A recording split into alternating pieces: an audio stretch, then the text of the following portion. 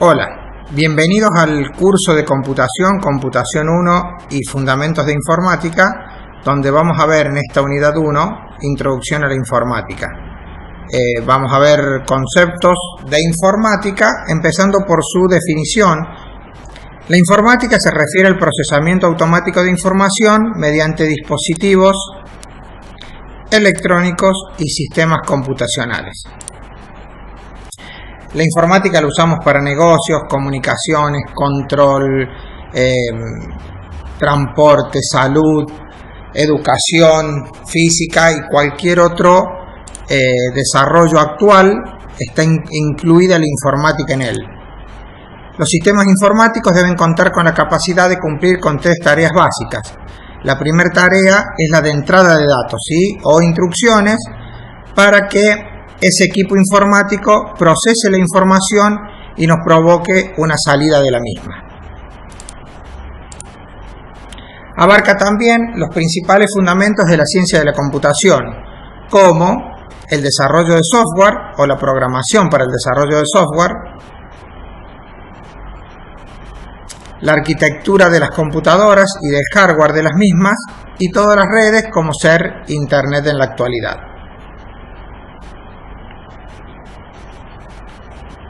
Las computadoras, en cualquiera de sus formas, cumple con estos dos últimos conceptos. Si vemos su definición traída de Wikipedia, la primera definición dice que una computadora es una máquina electrónica digital, vamos a recordar ese término, que recibe y procesa datos para convertirlos en información conveniente y útil que posteriormente se envía a la unidad de salida.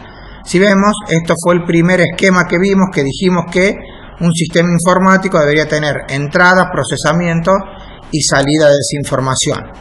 Esa información debe ser analizada o debería poder ser analizada y utilizada por personas. También dice que una computadora consta de dos partes esenciales que la constituyen. Una es el hardware o la parte dura, su estructura física, el gabinete, los circuitos electrónicos, los cables, todo lo tangible, lo que podemos tocar, y el software, que es la parte intangible, lo lógico, lo que nos podemos tocar, los programas, la información, los archivos, los datos, los ceros y unos que trabajan en nuestro sistema informático. Vamos a desarrollar esquemáticamente ahora cómo sería esa combinación de hardware y software en una computadora. Si nosotros hacemos un diagrama esquemático, vemos en nuestro nivel superior el usuario, nosotros como usuario de un equipo informático, de una computadora, de una PC, de una tablet, de un celular, cualquier equipo que cumpla esas condiciones que dijimos antes, que recibe información, que la procese y nos devuelva una salida o un resultado. Nosotros como usuario con lo que interactuamos es con el software de aplicación, ¿sí? Ese software que a nosotros nos permite sacarle un rédito a nuestro equipo informático. El software de aplicación interactúa directamente con un software que se llama sistema operativo, todo esto lo vamos a ir desarrollando. Ese sistema operativo se comunica a través de un lenguaje de bajo nivel con el hardware de la máquina. De este modo, nosotros como usuarios no necesitamos conocer esa circuitería o programación en assembler o lo que sea para poder comunicarnos con el hardware de nuestra máquina. Vamos a desarrollar la parte de software. El software está dividido, como vimos rápidamente, en dos partes, en software de aplicación y software de base. El software de aplicación, como recién dijimos, lo podemos obtener de tres formas distintas. Una es que nosotros mismos programemos nuestro software. Nosotros sabemos programamos nuestra aplicación para el celular o nuestro software para la computadora, para la tablet, no importa el equipo informático que sea, y utilizamos ese software a nuestro gusto y está realizado de acuerdo a los deseos de uno. La segunda opción es encargarle a un experto, a una persona que sepa programar, realizar un programa a medida. Esto no es alejado de la realidad. Cualquier comercio o laboratorios o empresas tienen software realizadas por personas dedicadas únicamente a la necesidad de la persona que lo necesita. Y la tercera opción, que es la más común, es comprar un paquete informático, no necesariamente comprar, obtener un paquete informático, los hay gratis, de aplicación existente en el mercado. La diferencia de esta con las otras dos opciones es que somos nosotros los que nos tenemos que amoldar al software y no como en los otros casos que este software de aplicación están hechos a las necesidades nuestras. Algunos ejemplos de software de aplicación son software que nosotros tenemos instalados en nuestro equipo informático y que lo usamos para desarrollar algún tipo de tarea. Navegador, planilla de cálculo, WhatsApp, procesador de texto. Pero como decíamos recién, el software de aplicación trabaja sobre un software de base. Ese software de base está compuesto principalmente por el sistema operativo. Los sistemas operativos actuales en el mercado son principalmente estos cuatro que ven ahí. Apple, el de la manzanita, que funciona solo en equipos informáticos de marca Apple. El sistema operativo se llama iOS. Los sistemas operativos de Microsoft, que son los que utilizamos y que se utilizan en casi el 90% de las computadoras personales, como su sistema operativo Windows. El sistema operativo Android, que son sistemas operativos para equipos móviles, y el sistema operativo Linux, que es un sistema operativo para equipos móviles y equipos de escritorio, que lo que nos permite, o la diferencia con los sistemas operativos que vimos recién, es que un sistema operativo en su gran mayoría libre, desde el punto de vista no solo del precio, sino que nos permite realizar copias de ese sistema operativo y distribuirlo y modificarlo, porque su licencia es del tipo copyleft, mientras que las licencias de los otros sistemas operativos como Windows de Microsoft o Apple son sistemas operativos que no nos permiten modificarlo, ni nos permiten distribuirlos, ni realizar una copia de ellos. ¿Sí? ¿Qué es un sistema operativo o cuáles son sus objetivos? El sistema operativo es un programa o conjunto de programas que en un sistema informático gestiona los recursos de hardware y provee servicios a los programas de aplicación. También se encarga del manejo de la información. Esto es lo que vimos recién, ¿sí? El sistema operativo está entre medio del software de aplicación, que es lo que usamos nosotros, y el hardware de nuestro equipo informático, de modo que él se encargue de realizar toda esa interacción entre lo que nosotros usamos y el hardware de la PC. De este modo, como estaba diciendo, las personas que hacen software de aplicación no se deberían preocupar por el hardware en donde va a estar instalado ese software de aplicación. No me tiene que importar cómo imprimir desde mi software, cómo guardo resultados o cualquier cosa que haga mi software de aplicación, porque todo eso se va a encargar el sistema operativo de realizarlo.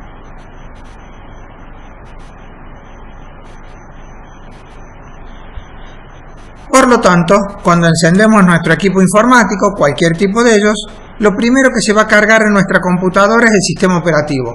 Lo que nosotros vemos cuando prendemos la máquina es, a partir del logo de nuestro sistema operativo, lo que está haciendo es cargarse en la memoria de trabajo de nuestra computadora el sistema operativo, que queda a la espera de lo que quiere realizar el usuario. Comúnmente el usuario lo que hace es abrir un software de aplicación. Nosotros con el sistema operativo no hay mucho que podamos hacer más que el manejo de información o poder imprimir o cosas así, pero si nosotros queremos sacarle un rédito a ese equipo informático, sí o sí vamos a utilizar un software de aplicación.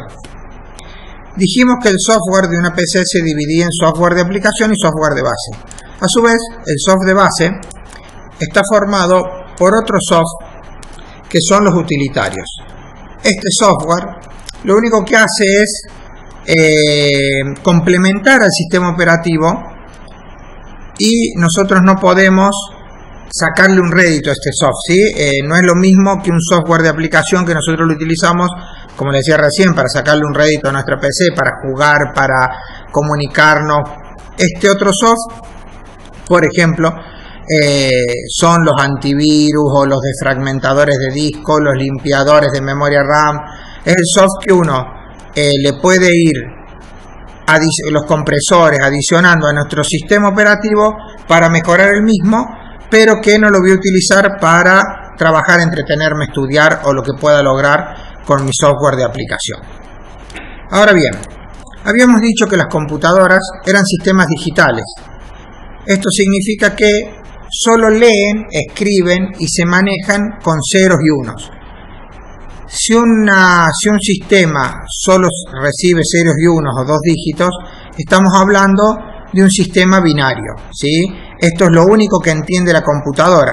Por lo tanto, cada vez que nosotros le introduzcamos información, lo único que va a entender y todo lo que va a entender son cadenas de ceros y unos, ¿sí? Si yo introduzco voz en mi computadora, nuestra voz es analógica, va a haber un conversor en el medio entre el micrófono que recibe nuestra voz y lo que lea nuestra computadora, lo que procese nuestro equipo informático, que va a transformar esa voz analógica en ceros y unos o en un sistema digital para que la computadora lo entienda, lo procese y nos devuelva un resultado.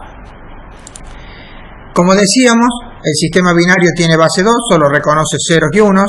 A esta mínima unidad se la denomina bit, Binary Information Digit, o dígito de información binario. Como se utiliza mucho la configuración de 8 bits o múltiplo de 8, a esta configuración se la denomina byte o carácter, ya que con las 256 combinaciones posibles que tenemos, ceros y 1, por 8 combinaciones posibles, estos 0 y 1, el 2 a la 8, podemos almacenar todos los caracteres utilizables de nuestro alfabeto, ¿sí? Inclusive el alfabeto griego y algunos caracteres más. Si un bit es un carácter, ¿sí? Por ejemplo, una combinación de ceros y unos sería la A, otra combinación distinta a la B, otra combinación distinta a la C, en mayúscula, en minúscula, ¿sí? Como un byte es un carácter, vamos a tener que usar múltiplos por la gran cantidad de datos que maneja la máquina. Entonces, 1000 bytes es un kilobyte, 1000 kilobytes es un megabyte, 1000 megabytes es un gigabyte y 1000 gigabytes es un terabyte. Como para que tengamos una idea, una canción en MP3 ocupa aproximadamente 3 millones de bytes, ¿sí? O 3 megabytes o 5 megabytes solo una canción. Un video en Full HD ocupa 9 o 10 gigabytes de información adentro de nuestra computadora. Obviamente esa combinación de ceros y unos debía estar normalizada para que cualquier combinación de ellos en cualquier alfabeto que nosotros usáramos representara lo mismo. Allí aparece el principal código utilizado por los fabricantes, que es convertir ese código binario en números y letras. Ese código es el código denominado código ASCII, que en la teoría van a poder profundizar un poco más sobre este tema, y es un código de 7 bits, ¿sí? No de 8 como vimos ahí arriba, que combina toda la combinación de ceros y unos posibles, desde el 8 ceros hasta 8 unos, y los transforma en caracteres. Bien, habíamos dicho que una computadora estaba conformada por dos partes esenciales: el software, que es lo que vimos recién, separado en software de base y software de aplicación, y el hardware, sí, que es la estructura física o la parte tangible de una computadora. Allí vemos cómo el software se comunicaba o hacía que el usuario se pudiera comunicar con el hardware de una PC. Si nosotros hacemos un diagrama esquemático de una computadora, con lo que nos vamos a encontrar es con un diagrama similar al que vemos en pantalla, ¿sí? Donde una computadora, el hardware de una computadora está compuesta por una CPU, esta está compuesta por una unidad de control, una unidad aritmético-lógica y una unidad de memoria, y dispositivos de entrada, salida y almacenamiento que se comunican con esta CPU para obtener la definición esa que dijimos al principio, que una computadora era un equipo informático que tenía la capacidad de recibir información, procesarla y mostrarnos un resultado en una salida. Lo que se le suma a esa definición es un dispositivo de almacenamiento para poder guardar esa información procesada y no depender únicamente siempre de que lo que nosotros ingresemos lo tengamos que ver en la salida. Este diagrama que vemos esquemático, obviamente lo que nosotros tenemos es esta computadora que vemos acá, ¿sí? Donde tenemos ahí un gabinete.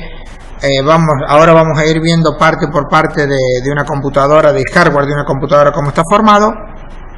Allí vemos que tenemos el gabinete, dispositivos de entrada como el teclado, de salida como el monitor, donde va una placa madre que aloja procesador, memoria. Bueno, ahí vamos a ir viendo parte por parte que ese esquemático en realidad es esa computadora que todo el mundo ve arriba de una mesa, de un escritorio, normalmente. Vamos con la primera parte, que es la CPU.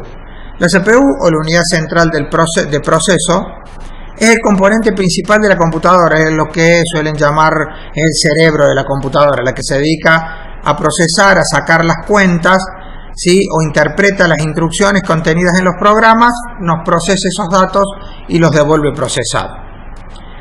Todos los CPU realizan casi siempre los cuatro pasos fundamentales de una operación. Lee el dato, lo decodifica, lo ejecuta y lo escribe para que lo pueda ver el dispositivo de salida, ¿sí? Si nosotros nuevamente pudiéramos esquematizar ese procesador, allí vemos que lo que viene desde esa unidad de memoria que veíamos en el gráfico esquemático, primero lo lee, lo decodifica, ejecuta. Una A lo ejecuta la unidad aritmético-lógica, lo que se encargue de ejecutar operaciones básicas, ¿sí? Y lógicas, con esos ceros y unos, que es lo único que va a leer el procesador, ¿sí?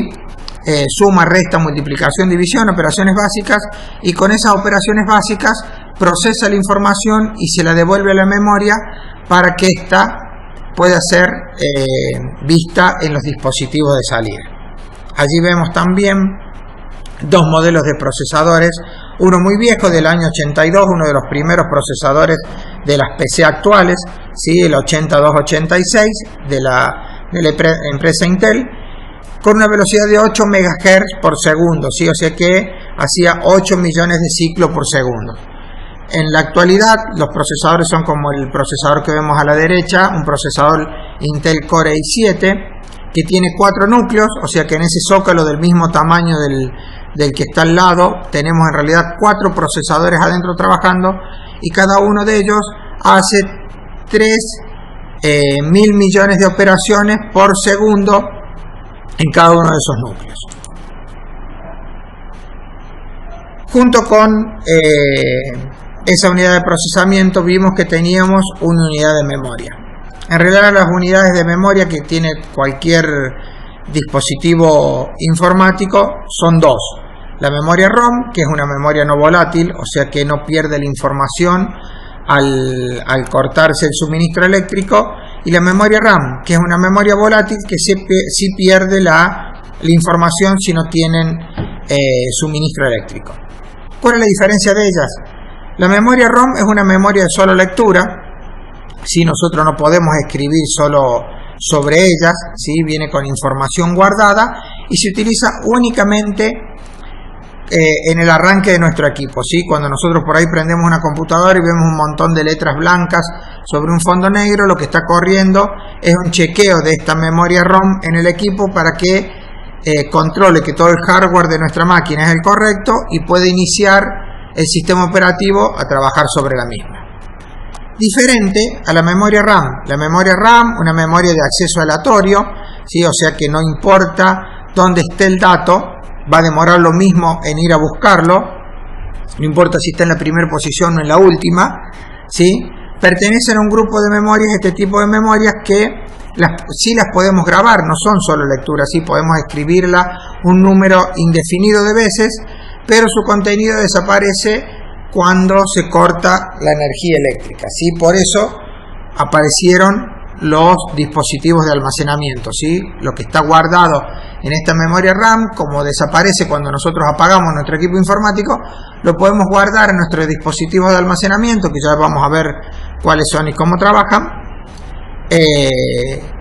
para no perder lo que tenemos realizando. Este tipo de memoria se utiliza para almacenar temporariamente información y programas del usuario, ¿sí? Y es lo que se denomina memoria de trabajo.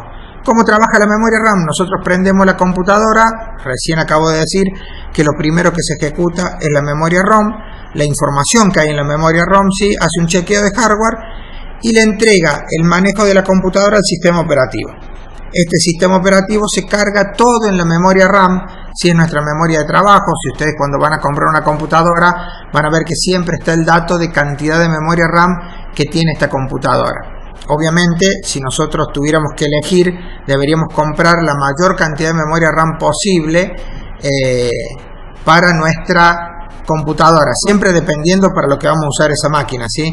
Pero mientras más memoria RAM tenga, yo más espacio para tener más aplicaciones abiertas tendría en mi equipo informático.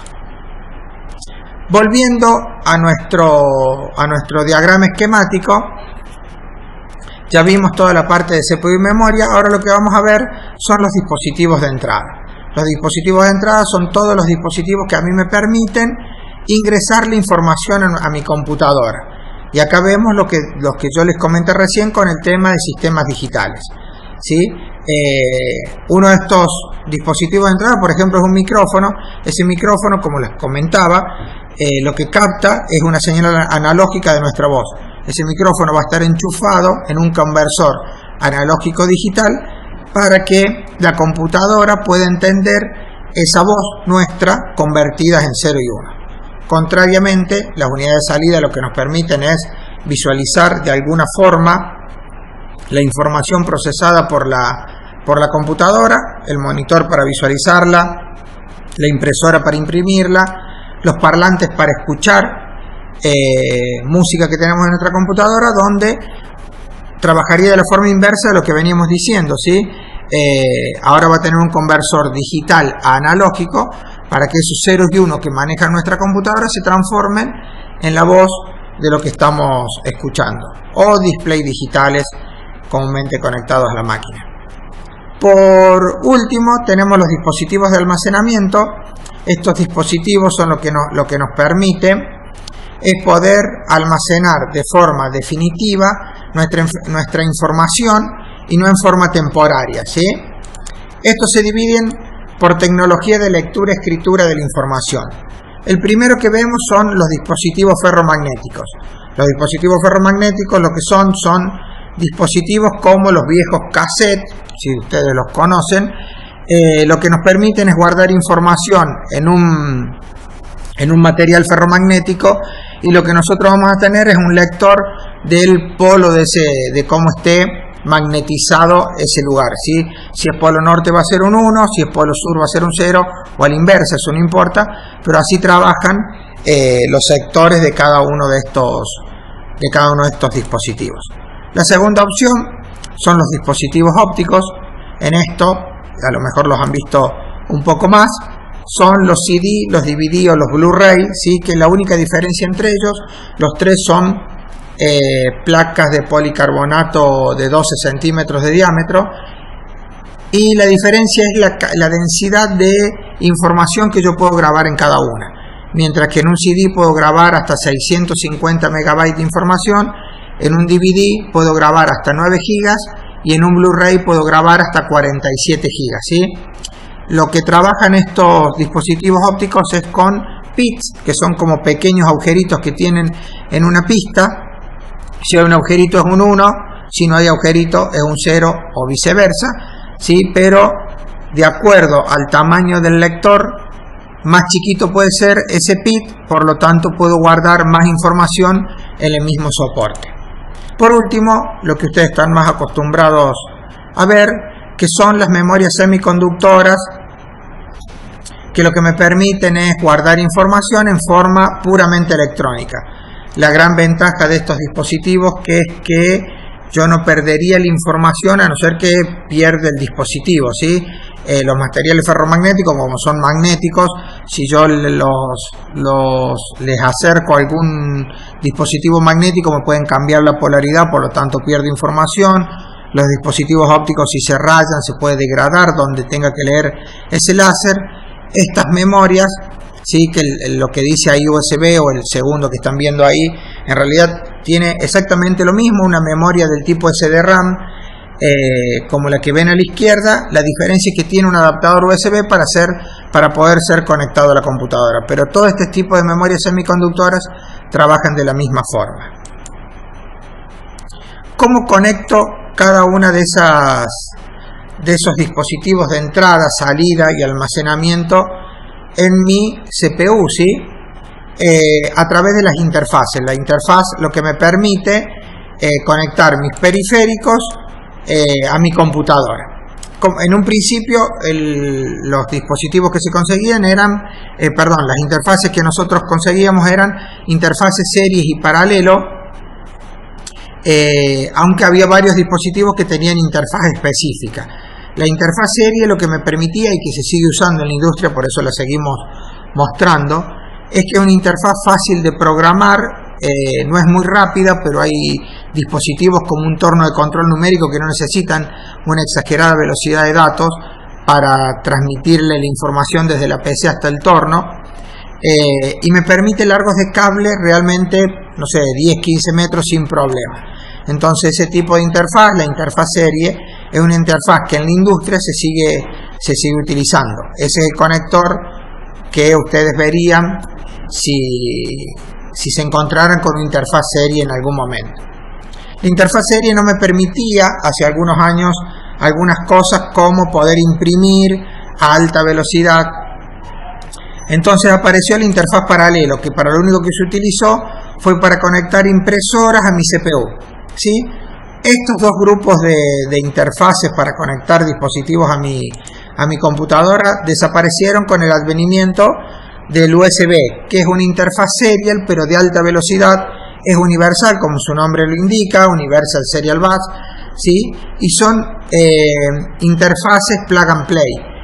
Cuando nosotros conectábamos una interfaz serie o paralelo a nuestro equipo, lo que teníamos que hacer era apagar la computadora, la CPU, conectar el dispositivo de entrada, de salida o de almacenamiento, prenderla, y recién ahí lo podíamos usar. En cambio, los dispositivos USB lo que me permiten a mí es, sin apagar, directamente conectar y que esté funcionando. Una interfaz USB son como esos que vemos ahí en esta imagen. La interfaz USB ha ido avanzando a través del tiempo, mejorando su velocidad, ¿sí? Ahí vemos desde la USB 1.0, en este momento está la interfaz USB 3.1 y la unidad USB-C, ¿sí? Que el conector sigue siendo el mismo hasta la 3.1, y lo que fue aumentando fue la velocidad de transmisión, de lectura y escritura de esos datos.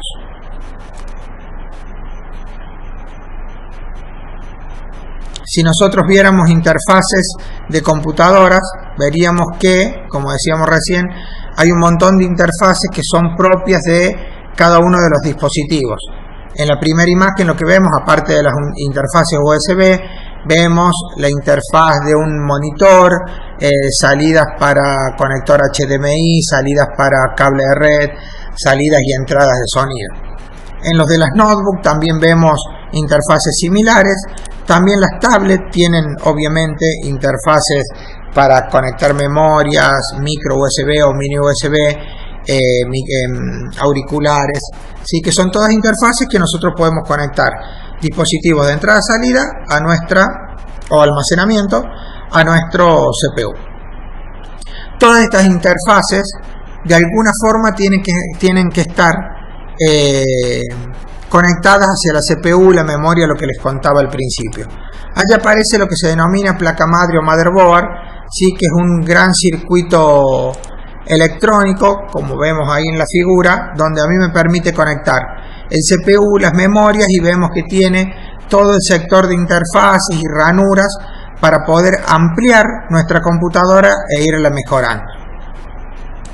Todo esto va colocado adentro de un gabinete, ¿sí? Que si fuera una PC de escritorio es un gabinete de este tipo, donde va ensamblada los dispositivos de almacenamiento, esa placa madre con los periféricos internos que usa la computadora, los conectores USB, si usa lector de CD o de DVD, va todo en el gabinete.